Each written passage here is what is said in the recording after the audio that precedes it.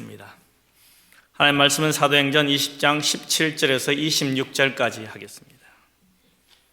17절에서 26절까지 한 절씩 교독하도록 하겠습니다.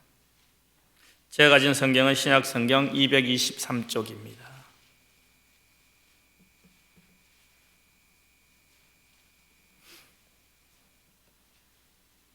바울이 밀레도에서 사람을 에베소로 보내어 교회 장로들을 청하니 오매 그들에게 말하되 아시아에 들어온 첫날부터 지금까지 내가 항상 여러분 가운데서 어떻게 행하였는지를 여러분들도 아는 바니 곧 모든 겸손과 눈물이며 유대인의 관계로 말미암아 당한 시험을 참고 주를 섬긴 것과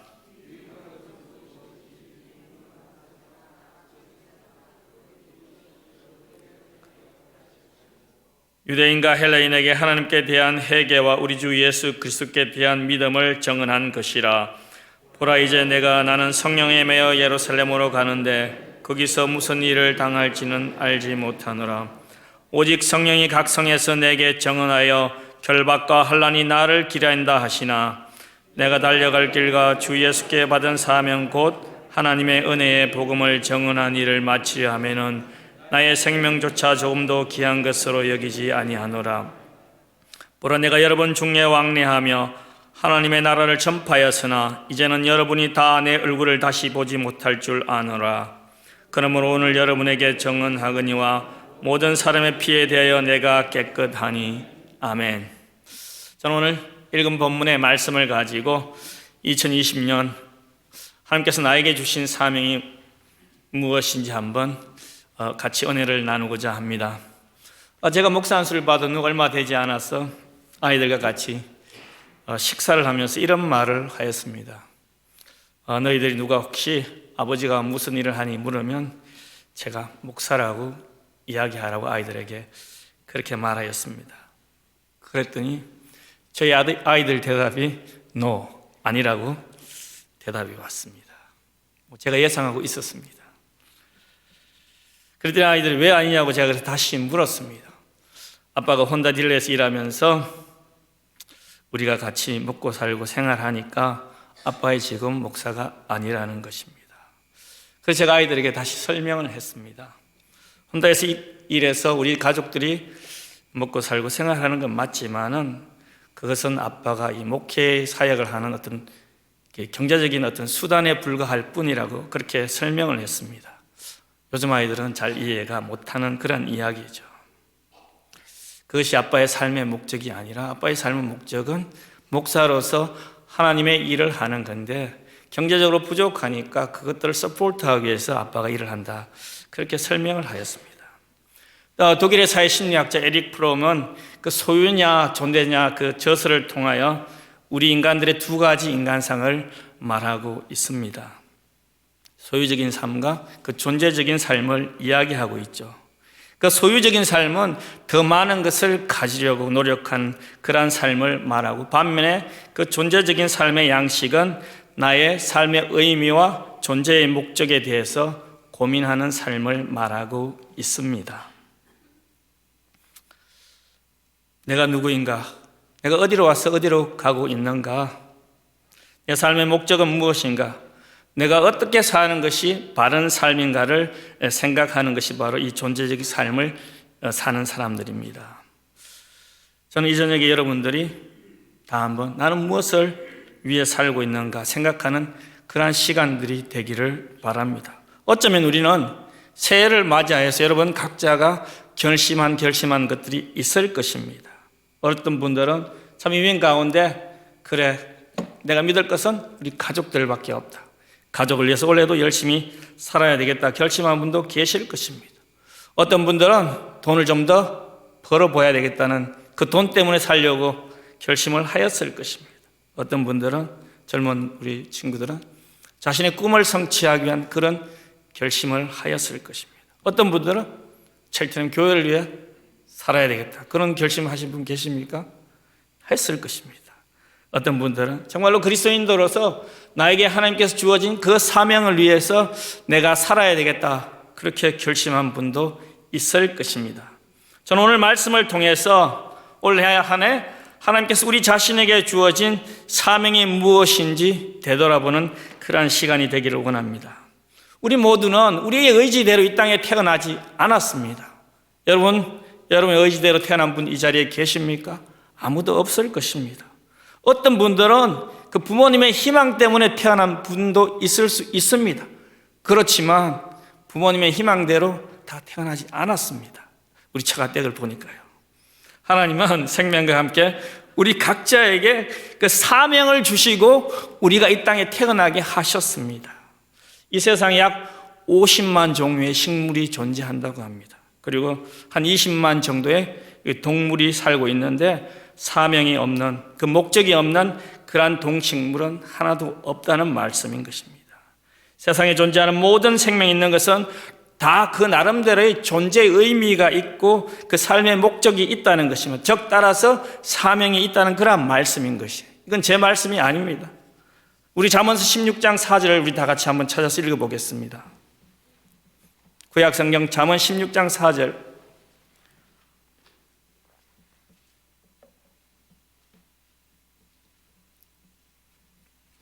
우리 같이 읽어보도록 하겠습니다. 구약성경 잠언 16장 4절. 시작. 여호와께서 온갖 것을 그 쓰임에 적당하게 지으셨나니 악인도 악한 날에 적당하게 하셨느니라. 하나님께서 이 잠언 기자가 뭐라고 썼습니까? 심지어 악한 사람도 다 쓸 때가 있다고 하나님께서 말씀합니다. 이 말씀에 비추어 볼 때 저와 여러분에게도 분명히 하나님께서 우리에게 주신 사명이 있다는 것을 믿으시면 아멘 하시기 바랍니다. 아담과 하와에게 하나님께서 사명을 주셨죠. 어떠한 사명을 주셨습니까?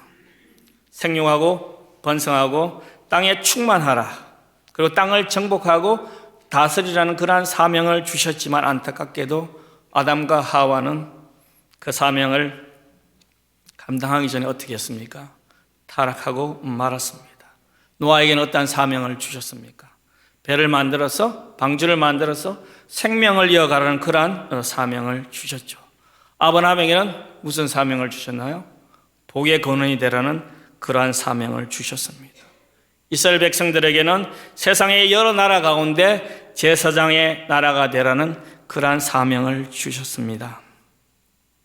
예수님께서도 세례를 받으시고 하나님께서 주신 사명에 부응하여 공생애의 삶을 사시고 궁극엔 그 십자가의 고난의 죽음을 통해서 구원을 이루셨습니다.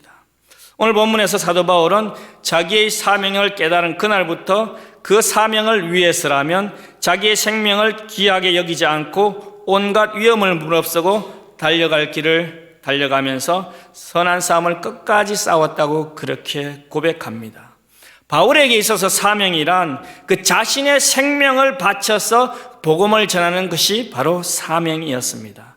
우리가 본문을 다 읽지는 않았지만 18절부터 35절 말씀은 사도 바울이 밀레도에서 에베소 장로님들을 이렇게 초청하여 마지막으로 한 고별 설교인 것입니다.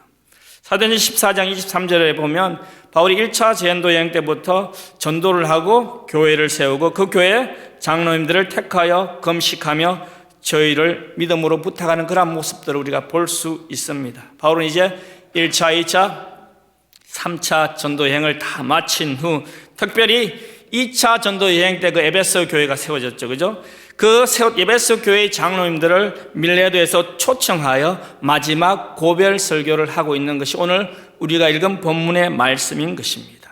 이 밀레도에서 한 바울의 마지막 설교는 사도행전에서 유일하게 그 이방인들에게 설교한 것이 아니라 믿는 그리스도인에게 행한 그러한 설교인 것입니다. 이 설교를 통하여 바울은 자신의 사명이 무엇인지 그 에베소 장로님들에게 분명히 밝히고 있습니다.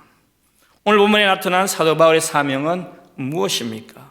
22절 24절을 보면 바울은 장로들에게 예루살렘으로 가면 거기서 직면하게 될 위험을 알면서도 그 갈 계획을 설명하고 있습니다. 그리고 자신이 예루살렘으로 가려고 하는 목적을 말하고 있어. 그러면서 그는 성령님으로부터 자신이 예루살렘에 가면 투옥을 당하게 될 것을 알고 있었습니다. 그럼에도 불구하고 바울은 어떠한 대가를 치르더라도 자신의 이 부름에 합당한 그 사명을 감당하려고 순종하려고 예루살렘으로 가려 하고 있습니다. 바울이 예루살렘으로 가려고 결정한 것은 우리 19장에 보면 에베소에 있을 때부터입니다. 그 후 바울은 예루살렘으로 가는 것을 오늘 우리 22절에 보면 성령의 매라는 표현을 하면서 자신의 의지와 욕망보다는 그 성령의 인도함을 강조하고 있습니다.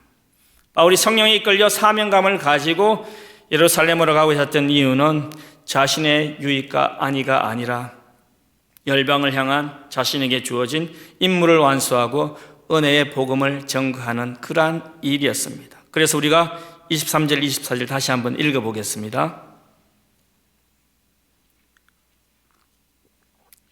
다 같이 읽겠습니다. 시작. 오직 성령이 각 성에서 내게 전거하여 결박과 혼란이 나를 기다린다 하시나 나의 달려갈 길과 주 예수께 받은 사명 곧 하나님의 은혜의 복음 전거하는 일을 마치려 하면은 나의 생명을 조금도 귀한 것으로 여기지 아니하노라 고백하였습니다. 바울에게 있어서 사명이란 바로 자신의 생명을 바쳐서 할 일이었습니다. 이 사명은 바울에게만 주어진 것들이 아니라 오늘 예수 그리스도를 따른다고 고백하는 저와 여러분에게도 똑같은 사명이 주어졌다는 사실인 것입니다. 요한복음 18장에 보면 그 예수님을 신문하던 빌라도가 예수님께 이런 질문을 합니다. 당신이 과연 유대인의 왕이냐? 그런 질문을 했을 때 예수님께서 대답하기를 내 말과 같이 내가 왕이니라. 내가 이를 위해 태어났으며 이를 위하여 세상에 왔나니 곧 진리에 대하여 전거함이라. 그렇게 예수님도 말씀했습니다. 그리고 마가복음 14장 34절에 보면 겟세마네 동산에서 기도하시기 전에 예수님께서 베드로와 야고보와 요한에게 말씀하기를 자신이 심히 고민하여 죽게 되었다 그런 고백을 하였습니다. 예수님께서도 십자가를 앞두고 얼마나 두려웠던지 심히 두려워하고 고민하면서 슬퍼하셨습니다. 그렇지만 그 길이 자신의 사명이라는 것을 알고 다시금 마음을 굳세게 하고 십자가를 향해서 나아갔습니다. 그리고 평소에는 제자들에게 자기 목숨을 얻는 자는 잃을 것이요 나를 위하여 자기 목숨을 잃는 자는 얻으리라고 그 자신의 목숨을 바칠 곳이 어디든지 그렇게 가르치셨던 것처럼 자신도 십자가를 향해서 자신의 사명을 다했던 것입니다. 예수님의 이러한 가르침처럼 사도 바울에게도 자신에게 주어진 복음적인 사명을 위해 자신의 닥쳐온 결박이나 환난을 사도 바울은 두려워하지 않았습니다. 그 이유는 바로 자신이 복음의 빚진 정말 예수 그리스도의 빚진 자임을 그는 분명히 알고 있었기 때문인 것입니다. 대제사장의 공문까지 받아가면서 그 다메섹까지 원정까지 다니면서 믿는 사람들을 죽이는데 앞장섰던 그가 아닙니까? 그가 영적으로 예수님을 만났습니다. 그래서 자기가 얼마나 악한 사람인지 깨닫고 자기 자신이 보이기 시작한 것이 아닙니까? 그는 정오의 태양빛보다 더 밝은 예수님을 만난 이후에 변화되어서 새 사람이 되었습니다. 사도 바울은 부활하신 예수님을 만난 후 이렇게 고백했습니다. 맨 나중에 만삭되지 못하여 난 자 같은 내게도 보이셨나니 그러나 내가 나된 것은 하나님의 은혜로 된 것이니 내게 주신 그의 은혜가 헛되지 아니하여 내가 모든 사도보다 더 많은 수고하였으나 내가 한 것이 아니요 오직 나와 함께 하신 하나님의 은혜로다. 그렇게 고백하였습니다. 전적으로 하나님의 은혜를 고백하면서 사도 바울은 그 은혜에 만족하지 않고 복음의 빚진 자로서 자신에게 주어진 사명이 무엇인지 다시 고백합니다. 내가 복음을 전할지라도 자랑할 것이 없으면 내가 부득불할 일임이라. 만일 복음을 전하지 아니하면 내게 하가 있을 것이로다. 내가 내 자의로 이것을 행하면 상을 얻으려니와 내가 자의로 아니한다 할지라도 나는 사명을 받았노라. 그런즉 내 상이 무엇이냐? 내가 복음을 전할 때 값없이 전하고 복음으로 말미암아 내게 있는 권리를 다 쓰지 아니한 이것이로다. 그렇게 고백하였습니다. 사랑하는 성도 여러분, 여러분들은 사도 바울의 이러한 고백을 어떻게 지금 받아들이십니까?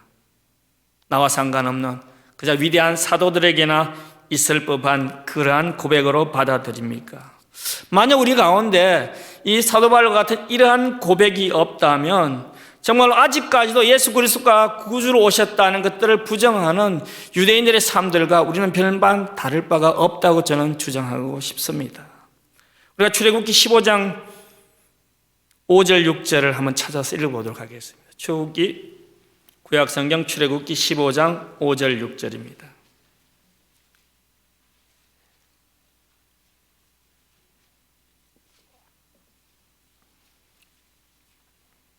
우리 다 처음엔 같이 읽도록 하겠습니다. 세계가 다 내게 속하였으나 너희가 내 말을 잘 듣고 19장 5절 6절입니다. 출애굽기 19장 5절 6절입니다. 죄송합니다. 우리 같이 한 목소리 읽도록 하겠습니다. 시작. 세계가 다 내게 속하였으나 너희가 내 말을 잘 듣고 내 언약을 지키면 너는 모든 민족 중에서 내 소유가 되겠고 너희가 내게 대하여 제사장 나라가 되며 거룩한 백성이 되리라. 너는 이 말을 이스라엘 자손에게 전할지니라. 여러분, 이 말씀이 무슨 말씀입니까? 이 말씀의 본문은, 이 말씀은 이스라엘 백성들이 출애굽한 후 그 시내산에 도착하기 전에 하나님께서 이제 그 모세와 언약을 맺죠. 그 언약을 맺는 목적, 그 이유를 오늘 말씀하고 있는 것입니다. 여기 보면 세계가 다 내게 속하였나니, 이 말씀은 당시 이스라엘에 여러 나라들이 있음을 말하고 있습니다. 어떠한 나라들이 있었습니까? 바벨론이 있었고, 아람이 있었고, 아수르가 있었고, 두로와 암몬과 시몬, 블레셋, 구스 등 여러 나라가 있었습니다. 하나님께서 주변의 모든 나라가 다 내게 속하였다. 너희 이스라엘만 내 민족이 아니라 다른 나라를 또 나한테 속한 그런 민족이라 그렇게 말씀했습니다. 그러면서 너희가 내 말을 잘 듣고 내 언약을 지키면 너희는 모든 민족 중에서 내 소유가 되겠다고 했는데, 여기서 너희는 저와 여러분을 말씀하는 것이 아니라 이스라엘 백성들에게 너희라고 말씀하고 있습니다. 이 말씀을 쉽게 표현하자면 하나님께서 이스라엘 백성들에게 너희들이 잘 훈련되고 준비되어서 내가 너희를 쓸 수 있을 때, 쓰고자 할 때 잘 준비된 사람으로 정말로 예스하고 나오기를 바란다는 그러한 말씀인 것입니다. 하나님께서 이스라엘 백성들을 선택한 것은 너희들이 먼저 내 언약을 지켜서 정말 이 많은 나라 중에 내가 너희를 제사장 나라로 세울 테니까 너희가 먼저 거룩한 백성으로 훈련되고 준비되어서 정말로 그들에게 제사장의 직분을 잘 보여주라. 그래서 너희들을 매개체로 해서 그 나라에 전도하라는 그러한 말씀과 바람이 있었습니다. 하나님의 그러한 소원이 있었습니다. 그래서 하나님께서 이러한 말씀을 주시면서 모세에게 이 말을 너희가 이스라엘 백성들에게 꼭 전해라고 그렇게 부탁하였습니다. 이스라엘 백성들에게 주어진 사명은 바로 그 제사장 나라의 거룩한 백성이 되어서 주변 나라들에게 하나님의 복을 나누어주는 그런 복의 통로가 되는 그러한 사명을 이스라엘 백성들에게 주었습니다. 그렇지만 불행하게도 이스라엘은 이러한 하나님의 제사장 직분의 사명을 감당하지 못했죠. 저는 요즘 시니어 성도들과 같이 역사서를 지나서 이제 예언서를 공부하고 있는데, 지난주에 예언서 중에서 우리 호세아서를 공부했죠. 그죠? 호세아서를 보면 그 사명을 감당하지 못하는 이스라엘을 향한 그 하나님의 안타까운 심정, 하나님의 안타까운 마음이 나와요. 호세아 11장 1절을 한번 보겠습니다. 제가 읽어드리겠습니다. 이스라엘이 어렸을 때 내가 사랑하여 내 아들을 애굽에서 불러내었거늘 선지자들이 그들을 부를수록 그들은 점점 멀리하고 바알에게 제사하여 아로새긴 우상 앞에서 분향하더라. 그렇게 했습니다. 이스라엘을 애굽에서 구원하신 것은 제사장 나라로 세움을 받아서 주변 나라에게 거룩한 백성의 삶이 무엇인지 보여주는 그러한 사명이 있었는데, 그들은 선지자들이 부를수록 어떻게 했습니까? 하나님을 점점 멀리 떠났다고 했습니다. 내 아들아, 내가 사랑하여 내 아들을 애굽에서 불러내었다고 했습니다. 얼마나 사랑했습니까? 정말로 여러분, 어린아이들이 얼마나 귀여워요. 그들이 커서 정말로 잘 성장하여 자기의 신분에 맞는 그런 역할을 하길 바랐는데, 하나님께서 정말로 잘 자라서 제사장으로서 잘 자라서 주변 나라에서 그 사명을 감당하기를 바랐는데 허그도 한번 해보기 전에 어디로 갔습니까? 이방 신을 섬기는데 그렇게 돌아갔다고 했습니다. 그래서 하나님은 그때마다 누구를 보냈습니까? 예언자들 보내서 백성들을 꾸짖고 책망하고 회개하여 돌아오라고 그렇게 외쳤습니다. 그렇지만 이스라엘 백성들은 그러한 외침에 어떻게 반응하였습니까? 책망받으니까 기분이 나쁘죠. 그래서 그들은 예언자들을 다 때려 죽였습니다. 우리 탈무드에 보니까 이사야는 톱으로 잘려 죽였더라고요. 에레미야는 돌에 맞아 죽었습니다. 에스겔, 미가, 아모스 등 하나님이 계속 종들을 보내서 책망하였습니다. 내가 이렇게 선지자들을 보내서 내가 너희를 미워서 한 것이 아니야. 너희를 사랑하기 때문에 회개할 수 있는 기회를 주고자 하는 건데 이스라엘 백성들은 다 죽여버렸어요. 그렇지만 하나님께서는 포기하지 않고 계속 보냈습니다. 종들을 계속 보내다가 결국 안 되니까 어떻게 했습니까? 하나밖에 없는 독생자 외아들을 보냈습니다. 우리가 누가복음 20장 14절을 보면 농부들이 그를 보고 서로 의논하여 가로되 이는 상속자니 죽이고 우리가 그 유산을 우리의 것으로 만들자 하고 포도원으로 가서 십자가에 못 박아 죽었습니다. 죽여버렸습니다. 하나님께서 계속 선지자와 예언자를 보내다가 안타까워서 하나밖에 없는 독생자 외아들까지 보냈는데 그 독생자까지 십자가에 달려 죽였습니다. 유대인들은 그러한 자신에게 주어진 사명을 깨닫지 못했죠. 그리고 아직까지 깨닫지 못했습니다. 깨닫지 못한 것뿐만 아니라 자신들만 선택받은 민족이고 다른 주변의 모든 나라들은 정말로 지옥의 땔감으로 사용하기 위해서 하나님께서 창조했다고 그렇게 생각하고 있습니다. 안타깝게도 이스라엘의 이러한 생각은 오늘까지 전해 내려오고 있습니다. 이스라엘이 자기에게 주어진 사명을 깨닫지 못하고 사명을 감당하지 못했기 때문에 하나님께서 어떻게 했습니까? 다른 나라를 선택하지 않았습니까? 그것이 바로 저와 여러분입니다. 우리는 영적으로 이스라엘의 후손이 아닙니까? 그래서 바울이 갈라디아서 3장 29절에 너희가 그리스도께 속한 자면 곧 아브라함의 자손이요 약속대로 유업을 이을 자라고 그렇게 말씀합니다. 누구든지 그렇게 속한 자면 아브라함의 자손이 된다는 그러한 말씀입니다. 누구든지 그리스도를 영접하고 예수 그리스도를 구주로 영접한 사람은 영적인 이스라엘로 거듭난다는 그러한 사실인 것입니다. 이스라엘 백성들이 하나님이 주신 사명을 깨닫지 못하자 하나님께서는 그들에게 주신 사명을 폐하고 새로운 이스라엘을 선택하셨습니다. 새로운 이스라엘인 저와 여러분들을 선택하고 어떠한 사명을 주셨습니까? 베드로전서 2장 9절에 다음과 같이 말합니다. 우리들을 택하시고 왕같은 제사장의 직분을 주셨습니다. 너희는 택하신 족속이요 왕같은 제사장이요 거룩한 나라요 그의 소유가 된 백성이니 이는 너희를 어두운 데서 불러내서 그의 기이한 밑에 들어가게 하시니 아름다운 덕을 선포하게 하려 하심이라. 이스라엘이 제사장 나라로서의 사명을 감당하지 못했기 때문에 또 다른 나라를 만드셨는데 바로 그것이 교회입니다. 예수 그리스도 안에서 이루어지는 새로운 나라, 영원히 멸망치 않는 나라, 이 새로운 제사장 직분을 가진 우리들이 바로 교회가 아닙니까? 이 교회는 대제사장 예수께 속한 제사장의 직분을 저와 여러분들에게 주셨습니다. 그러므로 우리 모두는 왕같은 제사장의 직분을 가지고 있습니다. 여러분, 이러한 직분이 여러분들에게 있습니까? 그렇습니다. 이것이 바로 우리에게 주어진 새로운 사명인 것입니다. 그런데 아쉽게도 참 많은 성도님들은 이러한 사명이 우리 자신들에게 있는 것을 잘 모르는 것 같아요. 목사님들만 제사장의 직분을 가진 것이 아닙니다. 장로님이나 권사님이나 집사님이나 우리 모두 똑같이 왕 같은 제사장의 직분을 가졌습니다. 주님의 몸된 교회를 섬기기 위해 직분이 나누어져 있지만은 모든 직분은 똑같이 귀하며 동일한 제사장의 직분이라고 생각됩니다.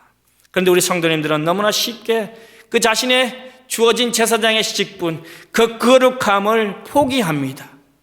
저는 종종 그런 말을 자주 들어요. 우리가 교회에서 예배 다시 보고 성경 공부하고 기도하고 전도하는 일을 같이 합시다 하면 목사님들만 하지, 장로님들만 하지, 우리 같은 성도가 꼭 해야 되는가? 그런 말 우리 종종 하지 않습니까? 저도 많이 들었습니다. 교회 직분자들만이 거룩해야 되는 것이 아니라 우리 모든 성도들은 다 거룩해져야 됩니다. 목사도, 장로도, 권사도, 그리고 집사도 본질적으로는 모두가 성도입니다. 우리는 직분에 상관없이 하나님 우리를 왕같은 제사장으로 세우시고 우리에게 사명을 주셨습니다.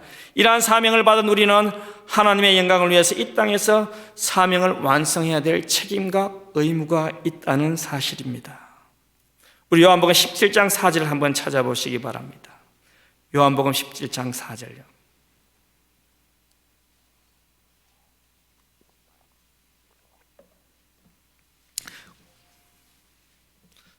우리 같이 읽도록 하겠습니다. 요한복음 17장 4절 시작.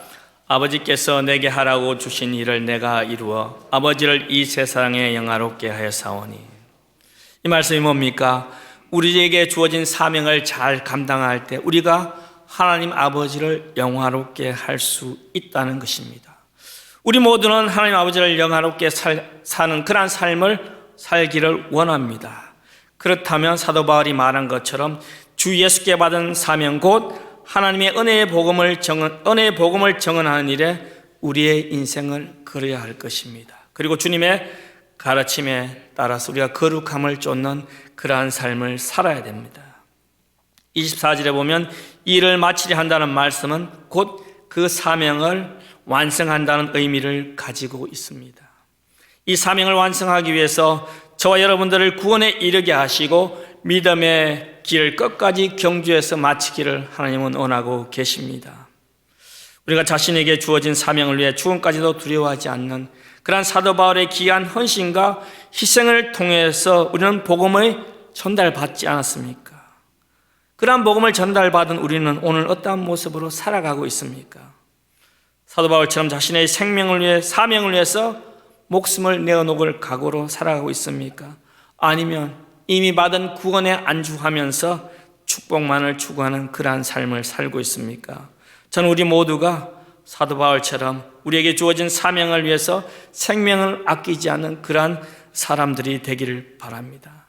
제가 설교 서두에서 소유적인 삶이 무엇이고 그 존재적인 삶이 무엇인지 말씀드렸습니다. 제가 제 아이에게 아빠의 직업이 목사라고 말하라고 한 것은 바로 내가 누구인가, 내가 어떤 존재인가, 더 나아가 이 아버지가 어떠한 사명을 가지고 있는지 아이들에게 말한 것입니다. 저는 우리 교회 모든 성도님들이 특별히 직분을 가신 모든 분들이 저와 같은 생각을 가졌으면 합니다. 교회에서 받은 사명이 내 직업이다. 여러분 따라해 보시기 바랍니다. 교회에서 받은 직분이 내 사명이다. 여러분 다 믿음으로 아멘 하시기 바랍니다. 그래서 이제부터는 여러분 누가 물으면 어떤 일을 하십니까? 그러면 여러분들의 대답이 어떠해야 됩니까? 제가 장로님 어떤 일을 하세요? 누가 물으면 저는 첼트는 교회 장로입니다. 제가 듣고 싶은 대답은 바로 이 대답입니다. 우리 장로님뿐만 아니라 우리 모두가 그런 어떤 이 아이덴티티, 이 내가 누구인가 그런 생각을 가지고 살기를 바랍니다. 내가 사회에서 열심히 일해서 물질을 얻는 것은 바로 내게 주어진 그 사명을 감당하기 위한, 정말 하나님께서 나에게 주어진 복음 전하는 그러한 사명을 보조하기 위한 수단으로 우리가 이해하시기 바랍니다. 다시 말씀드리면 하나님께서 창세전에 나를 계획하시고 이 땅에 보내신 분명한 존재와 그 사명이 있습니다.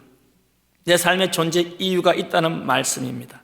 이 목적은 내가 나이가 많고 적음에 관계없이 우리 모든 그리스도인들이 가져야 될 바로 마음 자세인 것입니다. 그리고 이러한 사실을 우리가 다음 세대에 가르치고 교육하는 것이 우리 기성 세대의 사명이 아닌가 그렇게 생각되어집니다. 26절을 보면 사도 바울은 모든 사람들의 피에 대하여 내가 깨끗하니라고 말했습니다. 이게 무슨 말씀인가 하면 바울이 그 에스겔서에 그 기록된 그 말씀을 오늘 인용한 것을 우리가 알 수 있습니다. 바울은 자신이 하나님께 받은 복음 전파의 사명을 그 최선으로 감당했는데, 그래서 장차 하나님 앞에서 내가 이 세상의 마지막에 하나님 앞에 설 때 내가 떳떳이 말할 수 있다, 그런 말씀입니다. 에스겔서 3장 16절 26절에 보면 에스겔 선지자가 개인적으로는 깨끗하고 의롭게 산다 할지라도 하나님의 말씀을 그 대언할 선지자로서의 사명을 게을리함으로써 많은 사람들이 죄 가운데 죽는다면 바로 그것이 책임이 에스겔에게 있다는 그러한 이 말씀인 것입니다. 정말로 얼마나 두렵고 떨리는 말이에요. 본인은 의롭고 거룩하고 하나님께 순종한다 할지라도 본인에게 주어진 그 사명을 감당하지 못해서 다른 사람이 지옥 가는 것은 하나님께 선택받은 그 선지자의 책임이라는 것입니다. 에스겔과 같이 바울과 같이 우리도 동일한 복음 전거의 사명을 받았습니다. 나 자신만 죄짓지 않고 깨끗하게 사는 것으로 만족할 수는 없습니다. 우리는 나아가서 가족과 친구와 우리 주위에게 정말로 내게 주어진 그 사명을 지내야 될 책임이 있는 것입니다. 출애굽 이스라엘을 불러서 주변 나라들에게 복의 통로가 될 것을 하나님께서는 부탁하셨죠. 그것처럼 이스라엘의 영적인 후손인 저와 여러분에게도 이 세상을 향한 복의 통로가 되라는 그러한 사명을 주셨습니다. 찬양팀 나와주시기 바랍니다. 우리가 이 사명을 다하지 않는다면 하나님께서 마지막 심판에서 복음을 듣지 못하고 죽음으로 영원한 멸망에 이른 그 영혼들의 피값을 바로 우리에게 찾으실 줄 우리는 알지 못하는 일인 것입니다. 그래서 우리는 그러한 책임으로부터 우리가 자유하기를 바랍니다. 우리가 그 자유한 것은 열심히 우리에게 주어진 사명을 감당하는 것입니다. 이제 우리 모두 하나 되어 정말 이 땅에 무너진 그 기초를 쌓는데 우리의 사명을 다할 것을 결단하는 그러한 시간들을 갖도록 하겠습니다.